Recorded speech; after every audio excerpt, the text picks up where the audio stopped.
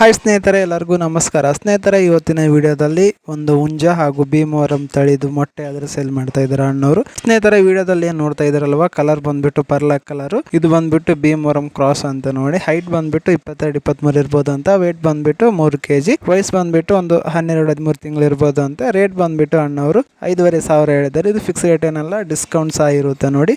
ಯಾವುದು ಹೇಳಿದ ರೇಟ್ ಯಾವುದು ಫಿಕ್ಸ್ ರೇಟ್ ಇರೋದಲ್ಲ, ಸ್ವಲ್ಪ ಹೆಚ್ಚು ಕಮ್ಮಿ ಮಾಡಿ ಕೊಡ್ತಾರೆ.